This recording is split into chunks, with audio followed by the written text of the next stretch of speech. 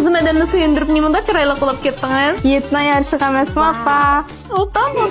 Unda olsa yetning dasqimda o't chiqarib turgan atirgul qiyiqchini o'tib qo'yaymi? Haqqol.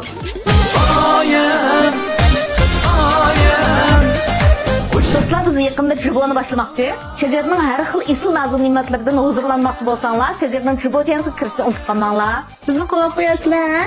Günlük sağlığınızga keterlik materiallar 500 gram un, 5 gram şeker, 1 dana tuxum, 25 gram suv muvafiq miqdorda, tuz 3 gram. Kerakli materiallarni filmning orqaga qo'yib qo'ydim. Lazım bo'lsa rasmga tartib olsangiz bo'ladi. Oldindan unni selib olamiz, shekarimizni selib olamiz, tuzni selib olamiz.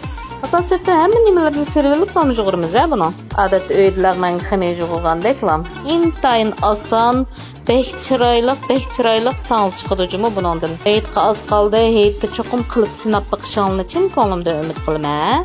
Mana xamirimizni mushalatga kelganda tundirish qo'yib qo'ysak bo'ladi, 15 minut tundirib yoyib olamiz. Xamirimizmi tinib tayyor bo'lyapti. Endi mishni yeyib olsak bo'ladi. Yoqtirgan do'stlar yurak berib saqlab olishni unutib qolmanglar-jimi. Bizni jiq-jiq qo'llab turanglar, taxmi yaxshi. Sırtlarını ütüp koymaya davamlık. Mana xamirimizni mushalatda nipis qilib yeyib olamiz. Manda qilpimizda, cho'risi, gullik qilpimizda esib chiqarib olamiz.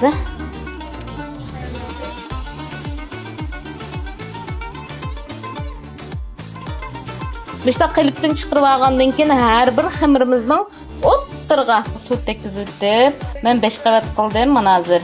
Bak cho'kimizda manda bir besip, tati tarafından yana bir besipimiz. Mushalatda moyga selib o'rib pishirsak bo'ladi. Mana shu xamirimizni cho'kimizda işte o'ttirni qisib olib, işte to'xtamay gulini ichib olamiz orasidagi. İchilib olgandan so'ng bundan to'xtamay o'rib.